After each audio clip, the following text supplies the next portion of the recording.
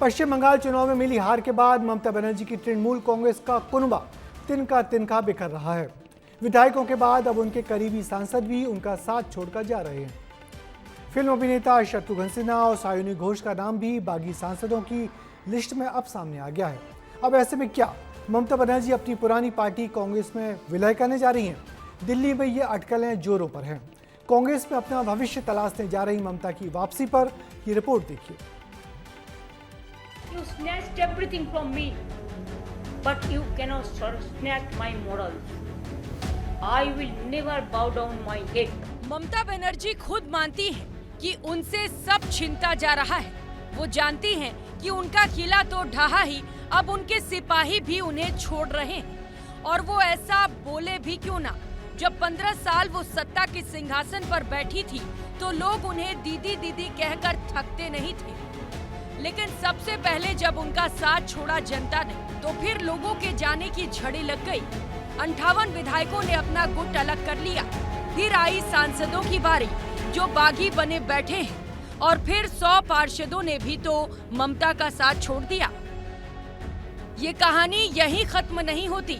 फिर बुधवार के सूर्योदय के साथ टीएमसी का एक नेता और टीएमसी से अस्त हो गया। राज्यसभा सांसद सुष्मिता देव ने अपने पद के साथ साथ पार्टी से भी इस्तीफा दे दिया। देखिए, मेरी राजनीति आसाम में है, तो मैं बंगाल की जनता के प्रति आभार व्यक्त करती हूँ, पर मेरे राजनीतिक जीवन में जितनी समझ है, मुझे तो आसाम में ही काम करना है।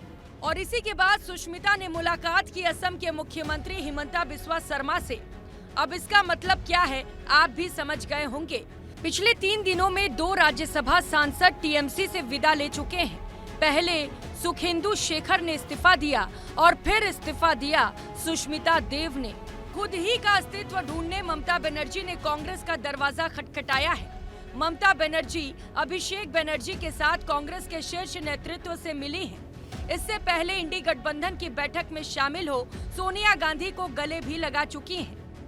तो सवाल एक ये भी है कि क्या जो ममता बनर्जी कांग्रेस से अलग हुई थी, वो एक बार फिर कांग्रेस में शामिल होने वाली है? मैं एक ही बात कहूंगा, अहंकार से राजनीति नहीं होगी। और आज जब जनता का गुस्सा फूटा तो देखिए ममता जी की पार्टी बिखर गई। आप अलग अलग राज्यों के अंदर अपोजिशन पार्टियों को खत्म कर दोगे तो लगभग आधी आबादी, या मैं कह सकता हूँ 60% देश की आबादी की आवाज़ आप बंद कर रहे हो। साम दाम दंड सब इस्तेमाल कर करके आपको हर सूरत में सत्ता में रहना है, बस। ममता और कांग्रेस के बीच आखिर बात क्या हो रही है, वो कुछ दिनों में बाहर आ जाएगा। लेकिन अब इसे समझिए कि टीएमसी से बागी हुए नेताओं में कुल 20 सांसद हैं, जिनकी लिस्ट भी जारी हो गई है। इस लिस्ट में जो सबसे बड़ा चौंकाने वाला नाम है वो सायोनी घोष का। वही सायोनी घोष जो चुनाव प्रचार के दौरान अपने अंदाज को लेकर खूब चर्चा में थी कि 21 राज्य हमारा है, फिर भी हमें चैन नहीं गंवारा है। इलेक्शन के पहले हर घर जाएंगे और जाके बोलेंगे ये दिल तुम बिन लगता नहीं, हम क्या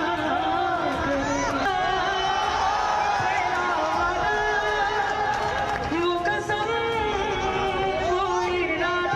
सभी का खून शामिल है यहाँ की मिट्टी में, किसी के बाप का हिंदुस्तान नहीं है। और अब इसी बीच अगर ममता बनर्जी अपनी पार्टी के साथ कांग्रेस में विलय कर लेती हैं तो क्या होगा, इसे भी समझ लीजिए। टीएमसी और कांग्रेस एक रूप में सामने होंगे तो बंगाल की जो राजनीति वो तो बदलेगी ही, और कांग्रेस पार्टी के भीतर भी एक ऐसा चेहरा होगा जो विपक्ष के तौर पर भारतीय जनता पार्टी से लड़ सकेगा। अब निगाहें 2 बातों पर टिकी हैं। पहली, क्या टीएमसी में बगावत का सिलसिला यहीं थमेगा या और बड़े नाम सामने आएंगे? और दूसरी, क्या कांग्रेस और ममता बनर्जी के बीच बढ़ती नजदीकियां किसी बड़े राजनीतिक समीकरण का संकेत है? तो कांग्रेस ने पार्टी के वरिष्ठ नेताओं की कल दिल्ली में इसी मसले पर आपात बैठक बुलाई है, जिसमें ममता की घर वापसी पर गंभीर चर्चा होगी। खबरें हैं कि सोनिया गांधी ने उनको पार्टी में उपाध्यक्ष का पद ऑफर किया है, मगर अपने अस्तित्व की लड़ाई लड़ रही लड़ाकू नेता ममता बनर्जी का कांग्रेस में जाना, उनकी पार्टी का कैडर और कांग्रेस के कार्यकर्ताओं को कितना रास आएगा, ये सब देखना होगा। मगर ये सब इतना आसान भी नहीं है। वैसे ममता की घर वापसी की राह आसान नहीं होगी। अपना और अपनी पार्टी का अस्तित्व बचाने के लिए ममता के सामने फिलहाल कोई दूसरा रास्ता भी नहीं बचा है। ममता बनर्जी के जिन बागी सांसदों के नाम सामने आए हैं उनमें सबसे बड़ा नाम आया है शत्रुघ्न सिन्हा का। शत्रुघ्न सिन्हा फिल्म स्टार रहे हैं, बीजेपी से टीएमसी आई थी। फिर नाम आया है सयानी घोष का। सयानी घोष पूरे चुनाव प्रचार के दौरान जबरदस्त पॉपुलर नेता थी और ममता बनर्जी और अभिषेक बनर्जी का नाम पूरे वक्त जपती रहती थी। फिर नाम है कौकोली घोष का। कौकोली घोष लंबे समय तक ममता बनर्जी की पुरानी विश्वसनीय सहयोगी रही हैं। बहुत लंबे समय से उनका ममता बनर्जी का साथ रहा है। फिर नाम जो आया है वो है यूसुफ पठान का। यूसुफ पठान क्रिकेटर रहे हैं मगर उनको ममता बनर्जी ने पहले सांसद बनाया और अब वो विधानसभा के सदस्य उन्होंने अधीर रंजन चौधरी को हराया है। फिर जो नाम है वो बड़ा खास है, वो है शताब्दी राय का। ये भी बहुत पुरानी नेता हैं। और उसके बाद नाम आया है जून माल्या का। ये दोनों फिल्म स्टार्स रही हैं और कलकत्ता की जो फिल्म इंडस्ट्री है जिसे टॉलीगंज कहा जाता है उन दोनों जगहों पर इनका बड़ा नाम है। मगर ममता बनर्जी इन दोनों अभिनेत्रियों को राजनीति में लाई और अपने साथ राजनीति में रखा। मगर इन सब का जाना निश्चित ही ममता बनर्जी के लिए बड़ा झटका होगा। अब पश्चिम बंगाल की राजनीति को लेकर दिल्ली में भला क्या उठापटक हो रही है, इसे विस्तार से समझते हैं हमारे संवाददाता अमृत तिवारी से। अमृत, जानना चाहते हैं कि आज दिल्ली में टीएमसी को लेकर क्या कुछ चलता रहा? क्या ममता बनर्जी कांग्रेस में विलय को तैयार हो रही हैं? ब्रिजेश जी, देखिए टीएमसी के भीतर जो हलचल चल रही है वो बड़ा ही क्रूशियल है। बीते 2 दिनों की अगर मैं बात करूं, 8 और 9 तारीख को ममता बनर्जी ने खुद 10 जनपद जाकर के सोनिया गांधी से 2 दफ़े मुलाकात की।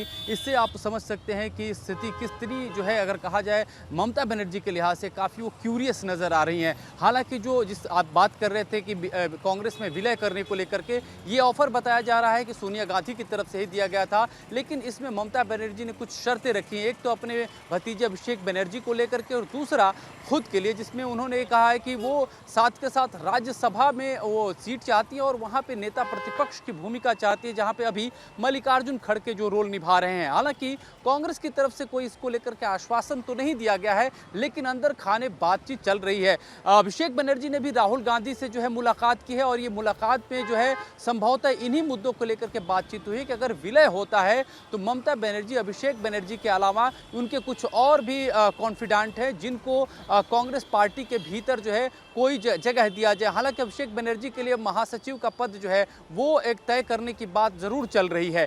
दूसरी तरफ देखेंगे जो तोड़फोड़ की बात है, भारतीय जनता पार्टी के कई नेता टीएमसी के सांसद और विधायकों से संपर्क में लगातार बने हुए हैं। शुभेंदु अधिकारी आज यहाँ मुख्यमंत्रियों की बैठक में भी पहुंचे हुए थे। जब वो घुस रहे थे तो पत्रकारों ने जोर जोर से पूछा था कि भाई क्या चल रहा है, टीएमसी के कुछ और लोग आपके पुराने साथी आ रहे हैं क्या? उन्होंने मुस्कुराते हुए जो है एक तरह से हामी जैसे अंदाज भरते हुए दिखाई दिए, उनके जेस्चर से लगा। निश्चित तो आने वाले दिन तृणमूल कांग्रेस के लिए बहुत मुश्किल भरे होंगे और जिस तरीके से आप बता रहे हैं उससे साफ है कि ममता बनर्जी अपने राजनीतिक करियर के सबसे बुरे और कठिन दौर से गुजर रही हैं। देखना है कि उनको पुरानी पार्टी से भला कितना सहयोग मिलता है, क्या उनकी वापसी होती है नहीं, और फिर उनके सहयोगी जो उनके पुराने राजनीतिक सलाहकार रहे अरविंद केजरीवाल कैसे उनको कांग्रेस में जाने देने की सलाह देते हैं या उनको रोकते हैं।